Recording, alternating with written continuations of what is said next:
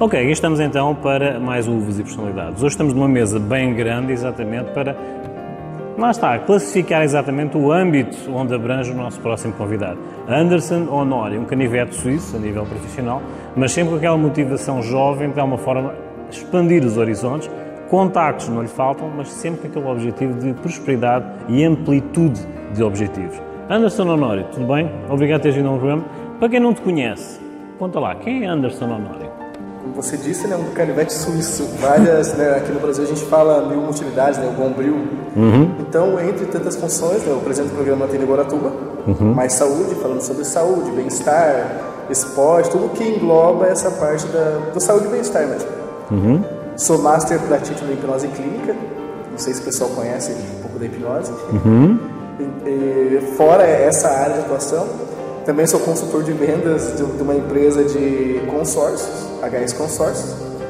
E ainda assim tenho um trabalho no Instagram, um trabalho forte no Instagram que fala sobre sedução, persuasão, influência, chamado @Jogo da Sedução Oficial. Todos esses contactos e essas plataformas vão passar aqui no rodapé para verem como é que é este canivete suíço. Agora é assim, o meu programa, geralmente a minha entrevista baseia-se em duas partes, ou seja, primeiro a parte profissional, quem é o Honório, e depois a segunda parte vamos ver quem é a uva, quem é o Honório. Tá? Ok, então é assim, tu sendo toda essa capacidade, aspas, de influência, como é que é usar todas essas ferramentas em todas as tuas áreas profissionais? Como é que tu te consegues orientar e organizar nessa forma protocolar de venderes o serviço? A ideia principal disso tudo é porque tudo que eu faço envolve comunicação. Uma comunicação influente, talvez persuasiva e tal. Em todas as áreas que eu trabalho, vai envolver esse tipo de comunicação persuasiva. Né? Por exemplo, na venda de consórcio. Se eu não tiver uma comunicação boa, dificilmente eu vou conseguir prospectar ou chegar a um cliente. Na TV, né? no programa. Se eu não tiver uma comunicação que atraia o público, né?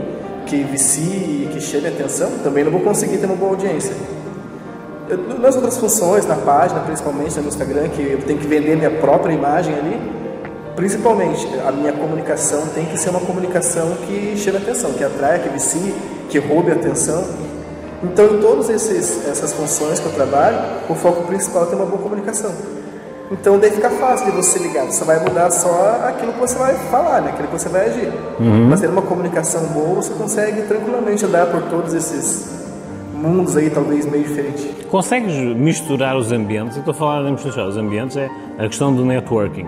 Como é que alguém que te conhece de outra função, isto é uma pergunta diferente, mas como é que alguém que te conhece da TV, da Mais Saúde, olha para ti a falar de um consórcio ou de um investimento? Que alguém que te conhece do canal Sedução vai ver assim, por que tu falas de Mais Saúde? Como é que a pessoa encara essa parte tua multifacetada de teres esse âmbito tão alargado de conhecimento? Como é que a pessoa encara essa polivalência?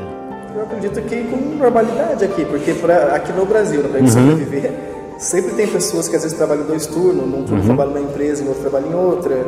A pessoa talvez trabalha 12/36 numa empresa de vigilância.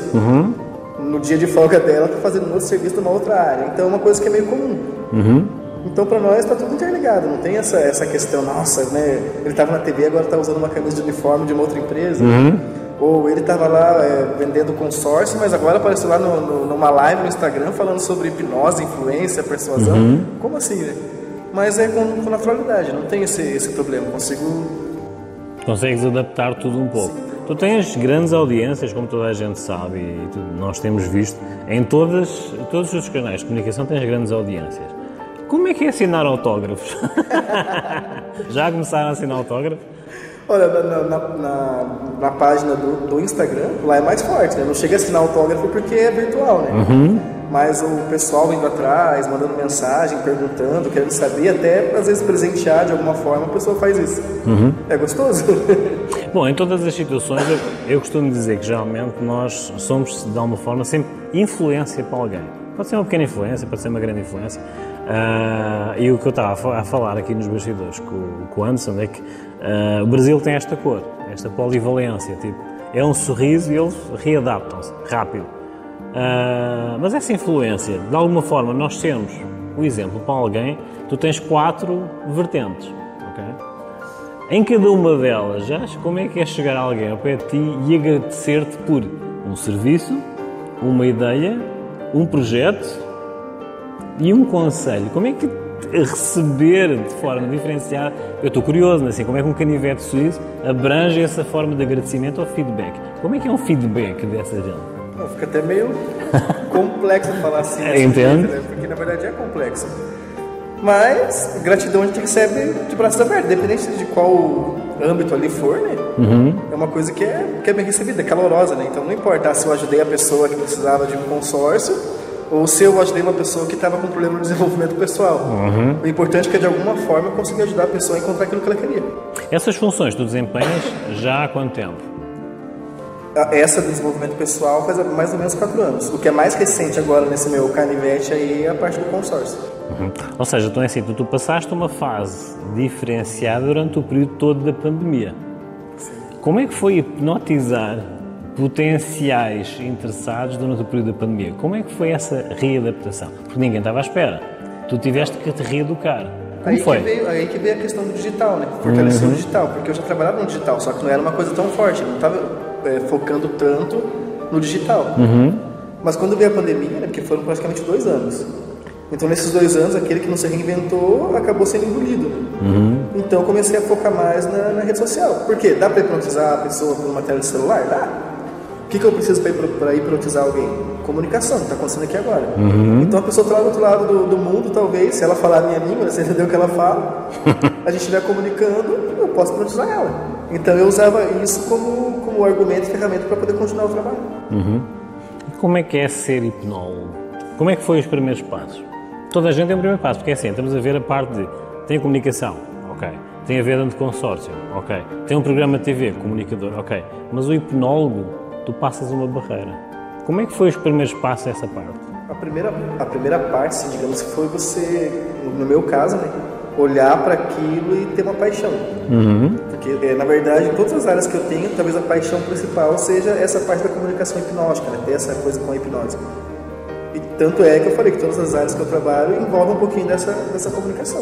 Técnica. Então, sempre tive curiosidade, desde pequeno, desde quando eu era adolescente, de saber como é que funcionava e tal. Mas, porém, não tinha condições de pagar um curso ou alguém que ensinasse. Daí que vem essa coisa do YouTube, né? No YouTube eu descobri um canal que me ensinava a hipnose clássica gratuitamente. Ali foi que eu comecei com a hipnose gratuita. Mas hipnose gratuita? Sim, hipnose gratuita, sem vergonha não de falar. Não, claro, são técnicas. Peguei aquelas aulas lá, me dediquei naquelas aulas e comecei a treinar. Primeiro em casa. O pessoal de casa sempre cobaia. Tá, deu certo, né? Daí eu falei assim, não vou ficar só nessa então, já que se esse aqui, gratuito, né, no YouTube, me fez conseguir desenvolver esse talento, né? Então vou procurar agora uma coisa mais especializada e começar a desenvolver mais isso, né? Daí comecei depois desse curso, fiz um pago de hipnose conversacional. Depois quis ir mais além, fiz um de hipnose clínica. E depois fiz uma especialização em hipnose, master, né, practitioner de hipnose clínica. Que envolve toda a área da psicanálise, né, usando a hipnose como ferramenta para tratar pessoas com problema. Depressão, ansiedade, pânico, distúrbios sexuais e por aí vai. Eu acho engraçado, estava a pensar uma situação a ver o Anderson a vender um consórcio ao Freud. Passou-me agora assim uma coisa na cabeça, o Freud a comprar um consórcio do Anderson. Guaratuba, estamos a falar de um núcleo, podemos dizer, fechado, semi-aberto, lá está, em relação a uma grande cidade. Como é que foi a tua inserção aqui em Guaratuba para te dares a conhecer as tuas diversas áreas profissionais? Foste bem aceite? Houve aquela dúvida? Como é que foi? Sei que foi através da comunicação, mas tens a parte de marketing pessoal, marketing humanizado. Como é que foi essa abertura de campos? Aí já veio uma outra profissão que eu não tinha comunicado aqui ainda. Eu vim para cá, a princípio, trabalhando como técnico em panificação. Então eu entendo um pouco da culinária aí também. E como técnico em panificação, a comunicação de novo. Uma empresa ou várias empresas compravam o produto que a empresa que eu trabalhava vendia, né? E eu, no caso, como técnico, ia lá dar aula, ensinar a pessoa a usar aquele produto. A pessoa comprou um pão lá diferente, ou um bolo. No caso, a pessoa comprou, né? O dono do mercado lá, ou o cliente comprou. Eu ia lá ensinar a pessoa a produzir aquele produto. Nisso, eu me mudei para cá através dessa empresa e comecei a viajar pelo litoral inteiro, dando esse tipo de treinamento.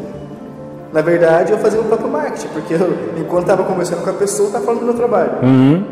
Conversava com o gerente do mercado, me apresentava tal, né, como profissional de tal empresa, mas também apresentava o Anderson, que tem essas multifunções. E assim fui sendo conhecido aqui a ser tudo. Agora vamos para a parte mais intimista. Vamos ver quem é o Anderson Honório, mas de trás do rótulo. Não sei se repararam, ele fala mais à vontade. Eu já descobri o segredo porque ele é de São Paulo. Tá? E o pessoal do Sul é muito fechado e não gosta muito de falar. Portanto, quando começou a falar comigo, vi logo, quando não és daqui, de certeza, de São Paulo. Como é que foi a viagem de São Paulo para cá? Tá? Primeiro ponto, há um nexo. Tá? Como é que foi vir de São Paulo para cá? Como é que é esse espírito de aventureiro e como é que deu o clique para sair de São Paulo? Tá, vamos lá. Primeiro, de São Paulo para cá eu vim ainda era criança, então eu tinha mais ou menos uns 10 anos. Entender. O que motivou a gente sair de São Paulo para Curitiba, a princípio, né, que não foi direto para Guaratuba, foi para Curitiba primeiro. Foi questão de fugir da própria violência de São Paulo, porque tem, né, São Paulo, em algumas regiões, tem uma questão, né, que é meio complicada. Assim como tem várias regiões que é, né. E meu pai, na época, ele vendia gás, era vendedor de gás, naqueles caminhão e tal. E ele foi entregar gás numa região de favela mesmo, né, daquelas favelas que o pessoal mostra aí fora. E assaltaram o caminhão e ele obrigou a se defender. Né? Ele se defendeu, o cara, olha a história de cinema aí. O cara foi pra atirar nele, a arma do cara falhou, mascou. O que ele fez? Pensou no que tava ali perto dele pra se defender, pegou um bujão e acertou acertou no bandido. Consequência, né? O bandido não morreu, mas o pessoal dele lá, a gangue, sei lá como é que eles chamam lá, começaram a perseguir o meu pai onde ele estava, para tentar, né, se vingar do acontecido. Então, nesse sentido, foi mudar. Foi mudar, meio que fugido, né? Mas foi o que deu, digamos assim, um horizonte para a gente poder mudar de vida, né? Mudar de cenário, tudo. Né? Tu na família podes dizer que és o que tem mais formação? Eu tenho formação? Duas irmãs que são técnica em enfermagem. Fora os que estão estudando, né? Nós somos em 5. Mas eu acho que é mais ou menos igual. Podes dizer que sejas o catalisador, muitas vezes, de reorganização do ambiente dentro de casa? Tens aquela questão de o pensamento, a lógica, a filosofia, não aplicando a hipnose, porque já estás a passar para influenciar, mas tens aquele centro de ti que dá para organizar a família? Eu acho que vem de mim mesmo. Que, digamos, também sou mais versátil ali, então eu consigo orientar, porque conhece um pouco todos os campos. Ok. Com que idade é que tu estás? Agora estou com 39 anos. Uma criança. Hoje é o meu aniversário, eu faço 5.3. Fixe? Parabéns. Tu és uma criança. Até agora, com toda essa experiência que tu tiveste, se a tua vida fosse um livro, que título teria? Canivete suíço gaguejou agora. Só não vou colocar canivete suíço porque fica meio... Sabe, eu não cheguei a pensar nisso ainda. Agora de imediato, não sei se eu vou ter uma resposta. Mas convém é um livro de aventuras, aparentemente. Né? Reinvenções, reestruturações, uma paleta de cores. A pessoa que te conhece pela primeira vez, em qualquer uma das áreas, mas vamos ver assim, muitas das vezes, se falarmos numa área, pelo menos, especialmente, eles vão-te a ti a pedir um serviço. Tá? Mas os restantes 3, tu estás a oferecer o serviço. Essa casualidade, a pessoa te conhecer pela primeira vez, o que é que ela vai ler nos teus olhos? Eu acho que ela vai ler sinceridade, porque por mais que eu mexa com influência e tal, eu sempre tento transmitir a minha verdade, né? Porque realmente eu sou por trás de toda essa questão de trabalho profissional, tem uma pessoa, né? Uma pessoa que faz tudo isso, talvez até por paixão mesmo. Então, eu acho que essa é a verdade. Ou seja, motivação não te falta. Não. Vamos supor, um hipnólogo, um técnico de consórcio, um comunicador, que esteja a gatinhar agora na tua área, que conselho é que tu tens a dar? Para a pessoa não desistir. Primeiro, foco, disciplina e constância. Por quê? Em alguns momentos da sua vida, nessa jornada, você vai encontrar pessoas, algumas que vão te ajudar, mas também vai encontrar pessoas que quando você falar do teu propósito, do teu sonho, daquilo que você realmente tem por paixão, vai falar para você, isso é loucura, vai gastar seu tempo com isso. E se nesse momento você não tiver realmente foco naquilo que você realmente ama, né, você vai acabar desanimando. Vai falar assim, poxa, se essa pessoa que eu confiava falou isso pra mim, então é sinal que não vai dar certo. E ter uma disciplina para você batalhar todos os dias fazendo aquilo que é preciso fazer para alcançar, para você chegar no lugar que você quer. Nem todos os dias você vai estar bom. Nem todos os dias você vai acordar bem, feliz, sorrindo. Nos dias que eu estiver feliz, eu vou ter motivação. Te sobra para poder correr atrás, levantar e tal, fazer o que eu preciso fazer, conversar, conhecer pessoas influentes para me ajudar também nessa jornada. Mas e o dia que eu não estiver bem?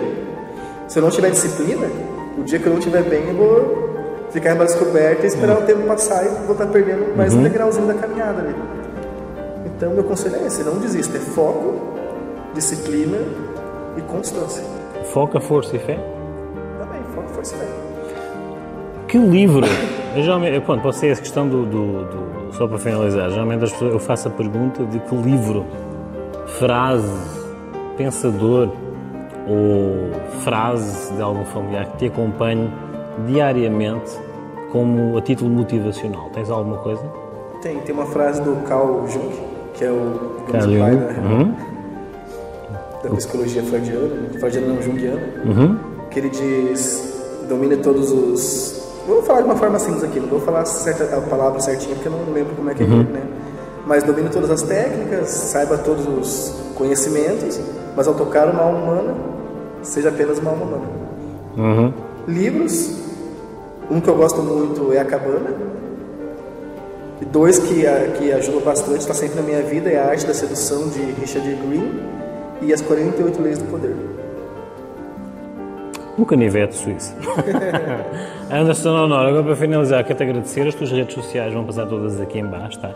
Veja o canivete suíço, veja a parte multifacetada. Muitas vezes eu costumo dizer, como vocês já sabem, isto é a face do Brasil que eu quero mostrar lá para fora. Há uma dificuldade, há uma reinvenção, há uma dor, eles enfrentam com um sorriso. Há um pensamento negativo, eles ouvem uma música ou dançam, mas sempre com a perspectiva de que, de alguma forma, com um sorriso, agradecendo à natureza, de que, de alguma forma, se lhe derem uma pedra no caminho, eles possivelmente não vão fazer um muro, eles vão fazer uma ponte, porque serve de alguma forma de aprendizado. Anderson, obrigado por teres vindo a Uvas e Personalidades, tá? Eu que agradeço a oportunidade e espero você no nosso também lá, mais saúde. Vamos ver a saúde que eu vou levar para lá. Olha o estrago. Minha saúde, né? Exatamente. Vamos fazer um pequeno intervalo e voltamos já já.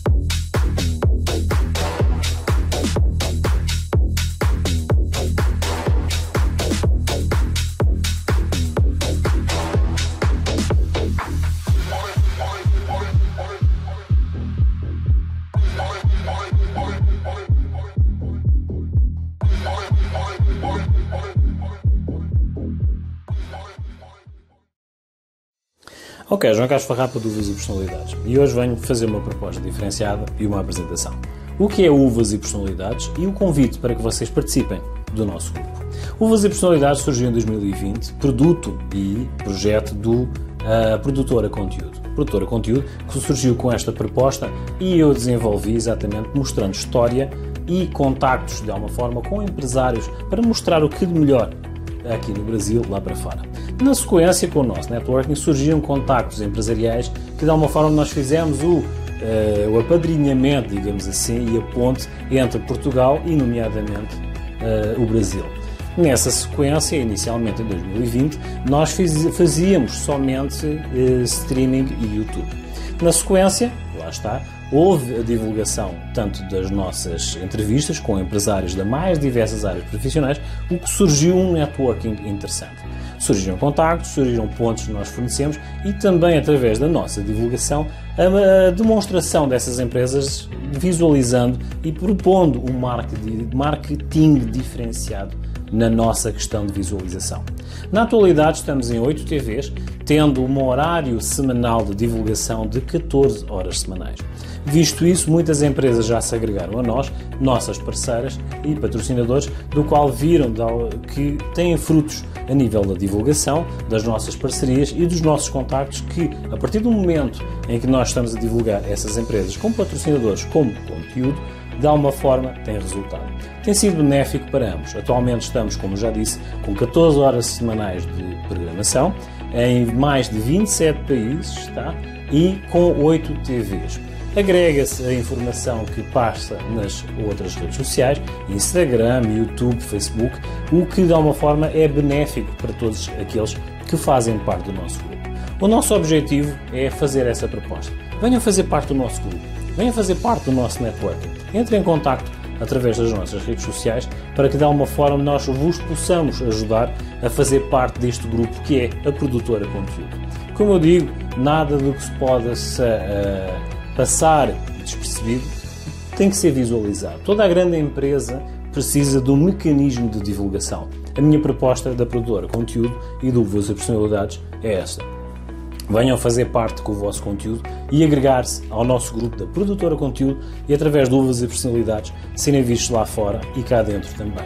Tem sido uma evolução perante aqueles que nos acompanham, onde vocês podem comprovar. Temos tido feedback muito positivo a nível internacional, principalmente pelas comunidades portuguesas e brasileiras que se encontram ao redor do mundo. Querem abraçar a evolução, tem que haver um caminho a percorrer. É a minha proposta de Uvas e Personalidades, é que vocês façam parte do nosso grupo. Venham conhecer um pouco mais, avancem com uma dúvida e venham tomar conhecimento das nossas propostas. Agreguem-se, venham fazer parte do Uvas e Personalidades e da produtora conteúdo. Até à próxima!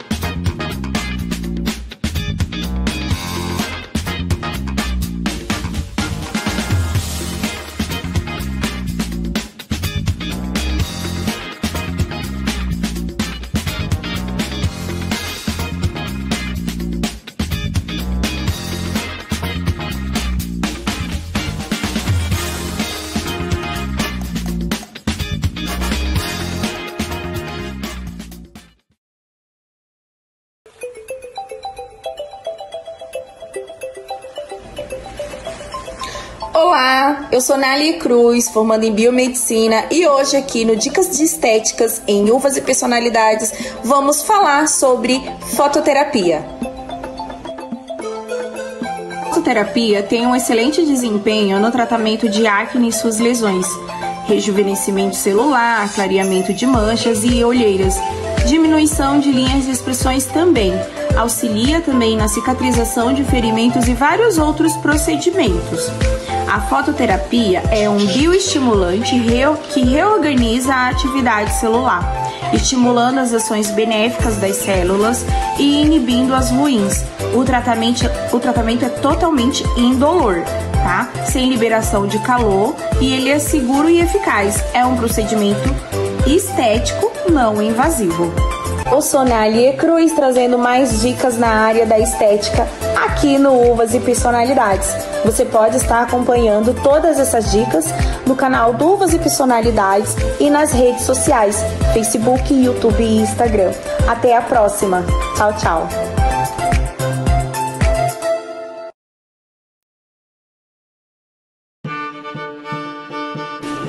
Ok, João Carlos Farrapa com mais uma história aqui para Uvas e Personalidades. Hoje iremos falar de Bernardino Luini, século XVI. Isso não tem nada a ver com uva. Pois não, é uma lenda local. Estamos a falar de Serommo, perto da Lombardia, na Itália, onde Bernardino Luini, diz-se constava que era um dos alunos de Leonardo da Vinci, no desenho e no traço, foi contratado para pintar um retrato de Maria na capela local. Para tal, Bernardino Luini contratou uma viúva, lá está, para que servisse de modelo real para o seu traço. Tantas foram as sessões que, de alguma forma, a senhora serviu de modelo, que de alguma forma se enamoraram e viraram amantes. Na sequência, portanto, ficou alegre a viúva de tal homenagem de ser, aspas, pintada no teto da capela de Serommo, em Itália, Lombardia, que de alguma forma se engraçaram e namoraram e casaram futuramente. Mas na sequência dessa homenagem, essa viúva criou um licor que à base de damascos e amêndoa, o que deviu a criação, da primeira vez, do amaretto. Amaretto, um licor untuoso à base de amêndoa e damasco, consta a lenda do século XVI, aqui, que foi criado como agradecimento de uma viúva para um pintor e aluno de Leonardo da Vinci. Como vêem, situações ocasionais que de alguma forma viram lenda, e eu, como costumo dizer, foi passado, é sempre presente e é sempre contemporâneo. Estas e outras histórias no meu YouTube, aqui do Uvas e Personalidades. Inscrevam-se, é gratuito, sigam-me e vejam lá estas e outras histórias lá no canal, onde costumo dizer, lembrem-se, relembrem-se e pratiquem. Abram um amaretto e à mesa lembrem-se da história que a viúva engraçou-se com o Bernardino Luini, Leonardo da Vinci possivelmente também provou. Tchau, até um próximo episódio.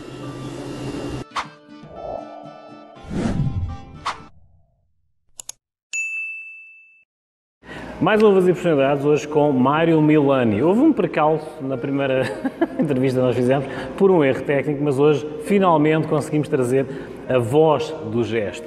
Mário Milani, não muito reconhecido nas mídias, mas também muito reconhecido, ele foi a voz do gesto e equivalente ao marketing custo zero do símbolo que propôs o atual Presidente da República aqui no Brasil. Mário Milani, repórter, autor, escultor, um artista que de alguma forma vai ser o bastidor de um grande símbolo. Mário Milani, obrigado por teres vindo ao meu Uvas e Personalidades. Para quem não te conhece, que eu costumo dizer é difícil, quem é Mário Milani? Então, João, tudo bom com você? Olá, pessoal. Então, eu sou Mário Milani, sou jornalista desde os 15 anos e sou formado em marketing, pós-graduado em marketing, formado em jornalismo pela Universidade Estadual de Londrina, e tenho uma história vinculada à profissão de jornalista, mas também à militância política. Eu, ao mesmo tempo que eu trabalhei na imprensa, eu trabalhei como repórter, trabalhei como chefe de reportagem, depois trabalhei como editor-chefe, depois chefe de departamento, trabalhei na área de TV, de rádio, de jornais, revistas, produzi uma revista minha chamada Bem Público, que é a primeira revista de cidadania e políticas públicas uma revista, eu acho que foi importante para o Brasil, que a gente colocava grandes temas que a imprensa nacional não colocava. Então, aí fiz também na área de tecnologia, durante 6 anos, um caderno de informática, um caderno que falava, tinha 12 páginas só de informática, os primeiros lançamentos do Windows. Eu fui convidado, andei pelo mundo inteiro através da informática, tive em vários lugares e acompanhei de perto toda a trajetória da tecnologia da década de 90 para cá, principalmente quando o Brasil não existia quase nada, né? Até mesmo a Coca-Cola não tinha domínio, a Globo perdeu o domínio para a Globo.com.br, ela perdeu o domínio para um cara que tinha uma loja de informática no interior de São Paulo, então o domínio não sei como aconteceu. E hoje eu ainda tenho um domínio que eu acho que é um domínio espetacular, a primeira tecla do computador, enter.com.br. Então eu fiz uma militância, fui fundador do Centro Acadêmico de Jornalismo, trabalhei como repórter da Folha de Londrina, depois, e desde o início mesmo, já na minha cidade, em Luanda, onde eu comecei no Jornal de Luanda, eu fiz a minha primeira campanha política. Então eu fiz, desde os 16 anos praticamente, eu fiz campanhas políticas, coordenei várias campanhas, né, no marketing político. E fiz o gestual, né, do presidente Lula, o L do presidente Lula, que foi um marco do marketing político na América Latina. Ninguém tinha um símbolo próprio, né? A primeira vez que aconteceu um símbolo próprio nas campanhas políticas da América Latina. Então, eu vim nessa mistura, um pouco meio de italiano, né? Que eu sou descendente, eu sou ítalo-brasileiro, sou descendente de italianos, e eu sempre falo que nós sempre tivemos uma oficina no fundo de casa. Deixa-me então ver, geralmente o italiano, eu costumo dizer que o italiano, a priori, acho que é dos países mais semelhante com o português, também com a neo-gastronomia. Mas tu tiveste a questão do marketing zero, a voz do gesto, mas puxaste a costela italiana, visto que o italiano fala muito, é muito gestual, e por coincidência, tu estávamos a falar nos bastidores que foi por casualidade, num bar, que através do gesto tu tiveste essa criação. Fala um pouco dessa casualidade costela italiana. Sim. Só para finalizar a parte da minha... Só para... Desculpa, tá, João? Então, eu fui repórter, né? Sou jornalista e também marqueteiro político, e trabalhei em vários veículos e fiz parte dos movimentos sociais. Então, sou um dos fundadores do MST Nacional, sou fundador de 2 centros de direitos humanos do Paraná, fui do Comitê de Anistia, fui pela volta dos políticos, né? Então eu atuei meio essa coisa de italiano mesmo, né? De um monte de coisa. E faço poesia, né? Faço música também, você vê, escultura, então, e faço móveis até, sou marceneiro. Os gestos estão dentro, então. Aí os gestos estão dentro. E quando eu criei, eu estava em Cascavel e a campanha do presidente Lula nasceu em 1988, quando o partido resolveu colocar um operário, um trabalhador, um sindicalista candidato à presidência da República. E dentro do partido mesmo já existia uma diferença, né? Tinha um grupo que não queria que ele fosse candidato. Então teve um embate político, mas acabamos ganhando os que estavam, como eu, na vontade de colocá-lo na presidência da República. E em 88, isso em 89, quando a campanha já tinha iniciado, nós estávamos com uma dificuldade muito grande de recursos, de dinheiro. E eu fiquei matutando, né, pensando, puxa, como que resolver esse negócio crônico, né, de falta de dinheiro? Eu falei, pô, a gente tinha que achar alguma coisa, né? E um dia, conversando num bar em Cascavel com o Jorge Sonda, Hernani Pudel, Márcio Pena, Alfredo Carvalho, Ocimar Bin, e mais uns outros lá que eu não lembro agora todos os nomes. Eu estava com a mão assim em cima da mesa e a gente tomando uma cerveja e eu vi o L do Lula. Eu vi o L e falei, puxa, tem um L aqui. E falei para os meus amigos, ali, meus companheiros de partido, né, que a gente tinha saído de uma reunião. Ele falou, pô, Milano, mas isso aí não sei e tal. Eles ficaram em dúvida, né? Eu contei. E daquilo ali foi um insight primeiro, né? A inspiração primeira para começar um trabalho mais árduo, mais transpiração. Ali foi a inspiração. Aí veio a transpiração.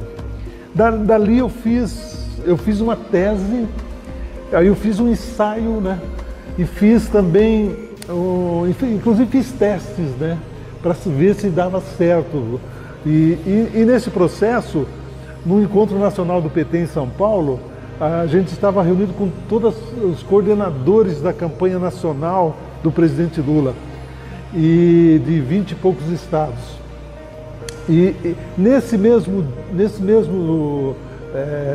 encontro, eram 2 dias de encontro, nós tínhamos muitas discussões e tal. E eu levei a marca e eu fiz ali um ensaio e fiz o primeiro material que eu produzi pessoalmente, né? Produzi e distribuí para o pessoal. A primeira coisa que eu fiz foi colocar uns banners do L, né?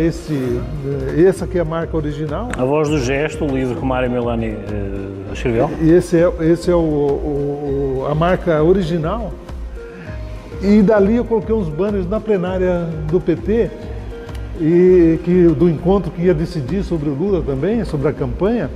E paralelamente tinha uma reunião com os coordenadores. No primeiro momento eu fiz na plenária, botei os banners tipo um salão enorme, né? Num auditório enorme, eu pendurei uns banners grandes, né? Com a marca, só a mão. E como o PT tinha uma coisa, as mulheres, os petistas levavam os seus filhos, porque não tinha local para deixar em casa, então levava para a plenária e geralmente deixava no meio, na frente da mesa, no meio da plenária, né? Na frente da mesa, as crianças.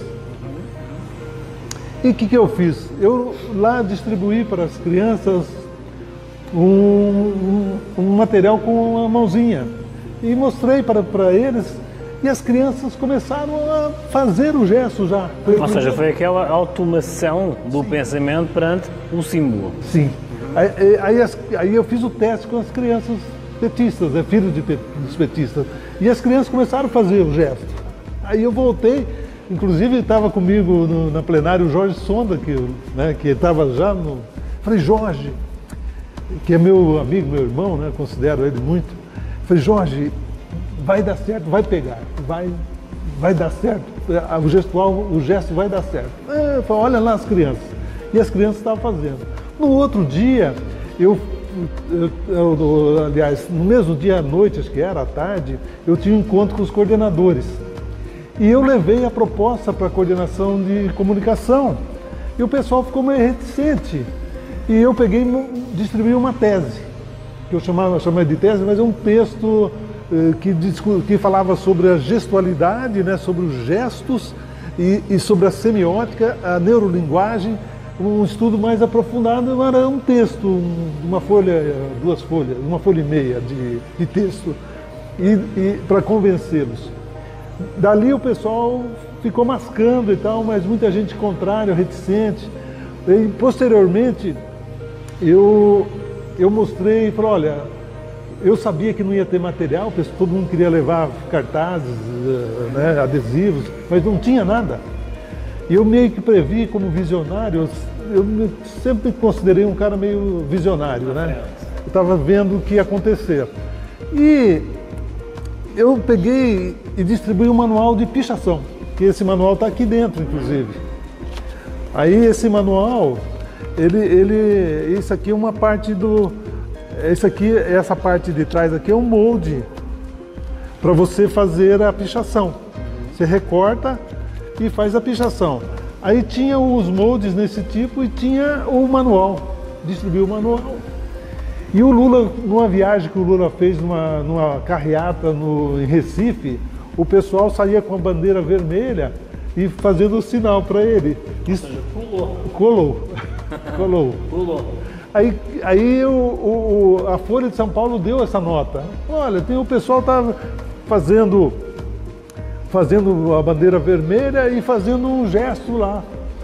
Um gesto de L, que o Lula já tinha falado numa entrevista sobre isso para o pessoal da Folha de São Paulo. Dali nós fizemos a Rede Povo, que foi o nosso programa também, um marco do marketing da América Latina. Nós fizemos a Rede Povo, que era um grupo de marqueteiros e jornalistas, criadores de São Paulo, Rio e o pessoal do resto do país.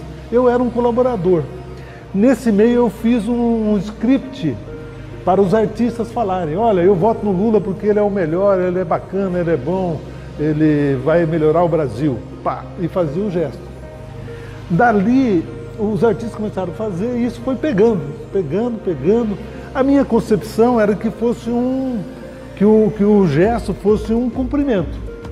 Então eu idealizei assim: imagina alguém num ponto de ônibus, o ônibus passa, aí o cara lá de dentro do ônibus dá o sinal e o do ponto de ônibus dá o sinal. Então era um sinal, né? Era um cumprimento, era uma saudação e por fim um ritual. Tu fazes lembrar, agora deixa-me lembrar, assim, nós também tivemos uma transição em Portugal com a Revolução de 74, tá? Nós tivemos, e em que de alguma forma não foi disparado um tiro, tá? Mas sim houve uma imagem talvez de um marketing sem marketing gratuito, chamamos assim, que foi o cravo. Tá? Ou seja, nós tínhamos a arma da altura, que era a G3, né? Mas na ponta da arma tínhamos o cravo, e o cravo foi, lá está, o tal marketing, tá? O marketing, a simbologia, o ritual, o símbolo de um grande acontecimento que realizou. Agora vamos transitar do Mário Milani rótulo, tá? A voz do gesto, a pessoa por trás de um símbolo que provocou e foi história no Brasil, que tudo é história, mas vê-se o marketing a custo zero e a voz do gesto, como foi o intitulado o livro do Mário Milani. De alguma forma, tu és um artista, és um poeta, és um jornalista, és um escritor. Tu, de alguma forma, deixas uma assinatura em tudo o que tu fazes. Sendo italiano, é o gesto, mas é o gesto, é o acompanhamento do gesto e o resultado do gesto. Numa escultura, numa fotografia, numa ideia, como nós já vimos em cima de uma mesa. De que forma é que está a tua assinatura em todo esse trabalho? Que deve haver uma assinatura, um gesto, um traço, um símbolo, mas de que forma é que nós podemos encontrar a tua assinatura em todo o teu legado? Podemos chamar a tua obra bem variada. De que forma ou onde é que encontramos essa tua assinatura? Então, João, essa assinatura, ela é encontrada, eu creio, nos testemunhais, né? Nos testemunhais. No feedback. Quando você tem um Chico Buarque, eu entreguei o livro para o Chico Buarque e ele disse a seguinte, uma coisa que me arrepiou, assim, me pegou de surpresa, ele falou: eu já sei de você, o Chico Buarque, eu já sei de você, já sei da tua história e sei quem é você, e sei do gesto. Aí ele dá um depoimento falando. O outro é a testemunha das pessoas que durante todo esse período acompanharam essa trajetória minha, porque eu nunca parei de fazer propaganda do gesto.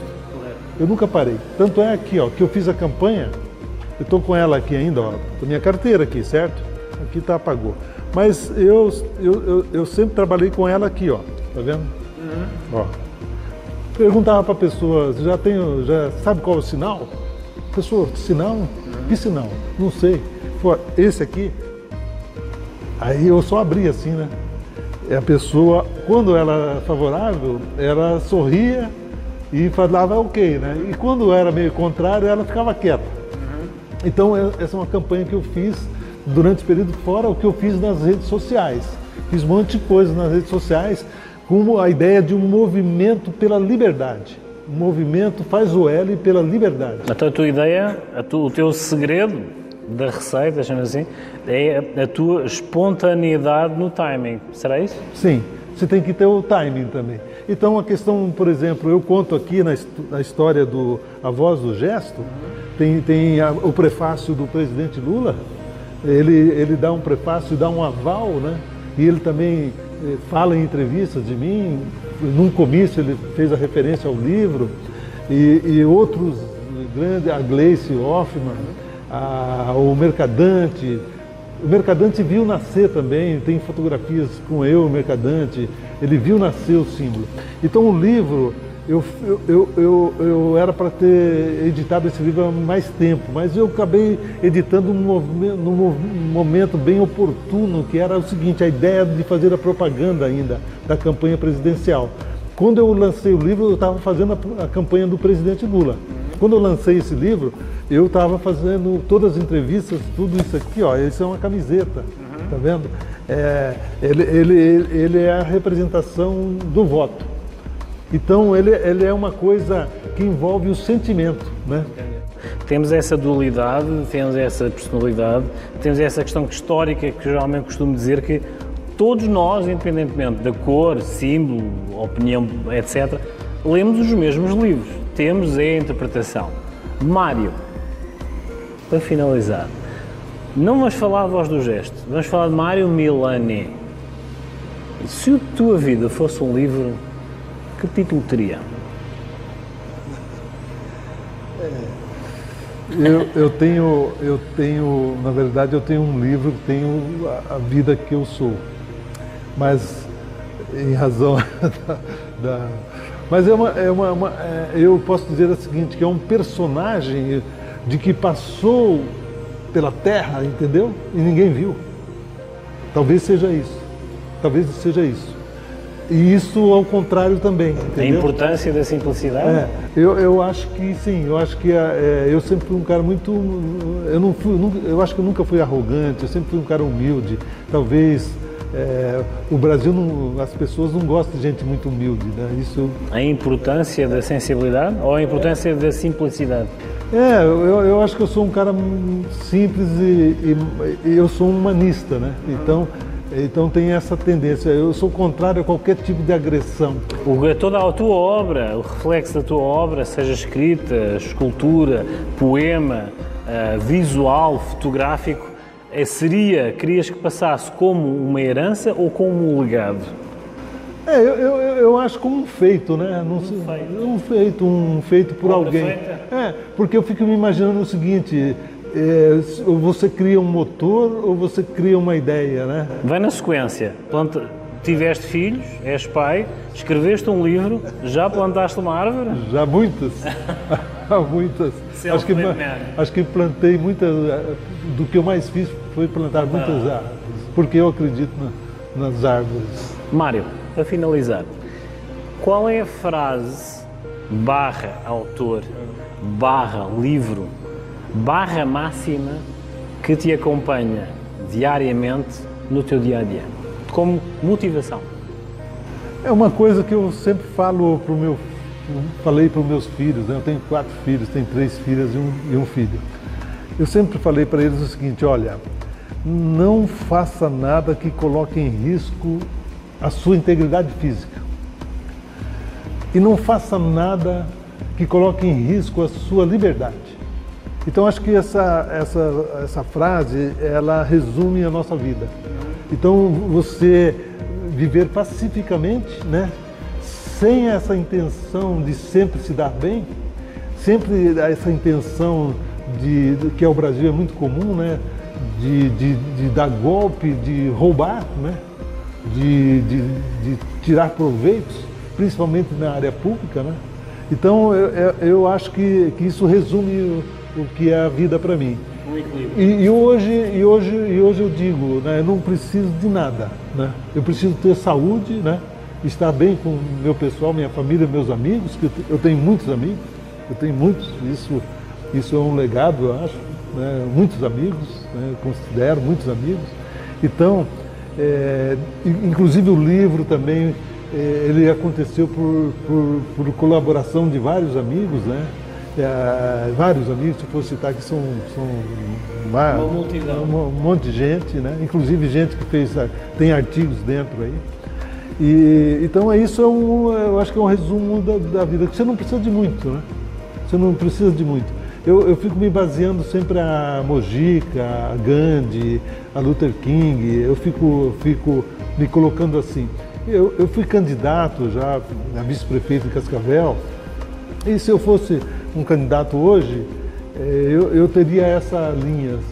Agora, eu estou a tentar recordar de uma máxima de Gandhi, quando, aspas, da a revolução sem agressão com o colonialismo britânico na Índia. Eu estou-me a tentar lembrar de uma frase, mas lembraste-me da frase de Gandhi. Eu não me recordo da frase, mas há uma máxima de Gandhi que ele usou bastante na ação, aspas, revolucionária da contraposição para com o colonialismo britânico. Se te lembrares dela, força, mas eu não me lembro, mas lembrei-me dessa máxima. Mas eu vou te dizer uma coisa que é aquela coisa da inspiração e transpiração. Não deixe para o ano que vem o que você deveria ter feito o ano passado. O timeline do Mário é bem mais alargado. Mário, eu quero-te agradecer, tá? Assim, vejam a obra do Mário, assim, é bem abrangente. O reflexo de um símbolo não foi só a espontaneidade num bar, foi todo o reflexo da somatória das várias equações, das várias áreas que ele abrange, de arte, de jornalismo, de ética, profissionalismo. Foi o reflexo de toda essa bagagem num símbolo, pondo a mão numa mesa, e o reflexo está aí. Marketing, custo zero, acho que vai ser o nome da matéria, mas com Mário Milani. Mário, muito obrigado por teres vindo ao Uvas e Personalidades, tá? Vamos então fazer um pequeno intervalo e voltamos já.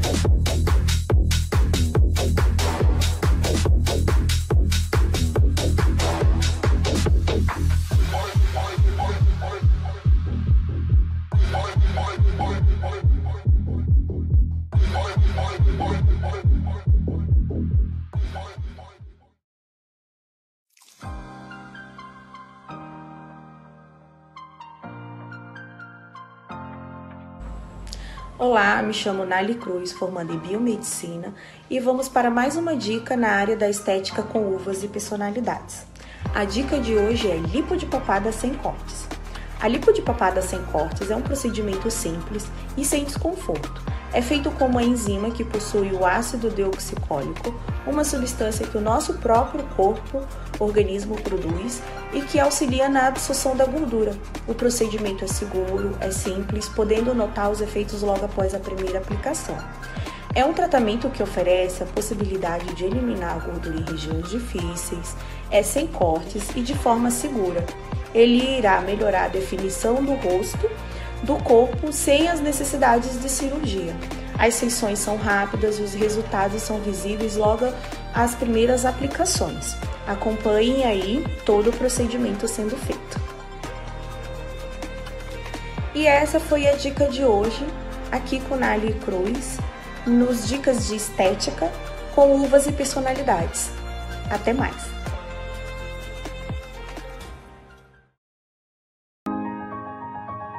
Ok, então aqui vamos nós com mais uma curiosidade sobre o vinho. Hoje vamos falar do champanhe. Nada mais, nada menos do que falar de champanhe sem falar de Dom Pérignon é difícil. Dom Pérignon, um abade e tesoureiro da abadia de Épernay, na França, no século XVII, descobriu que, de alguma forma, os vinhos brancos da região criavam uma segunda fermentação, ou seja, de alguma forma criavam borbulhas de acordo com a fermentação e a produção de gás carbónico dentro. Diz-se que uma das situações que o fez relembrar ou reparar nessa diferenciação foi a quando de uma obra no mosteiro, na abadia no caso, tiveram que transportar da cave para cima, tipo do sistema formiguinha, com os abades todos em linha, as garrafas da antiga adega para a nova adega. Só que à medida que iam elevando para a superfície, a pressão aumentava, aí as rolhas saltavam todas. Havia toda aquela teoria de que de alguma forma haveria algo demoníaco a acontecer, porque as garrafas estouravam todas, mas lá está o espírito de iniciativa do abade Pérignon, fez com que de alguma forma reparasse nessa segunda fermentação e de alguma forma criou o processo de amarrar a rolha com arame.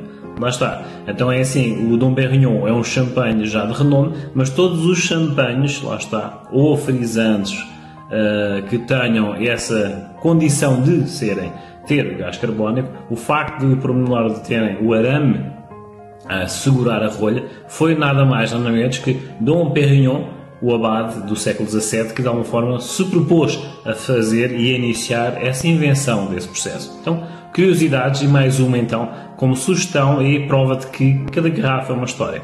Lá está, não percam o próximo episódio.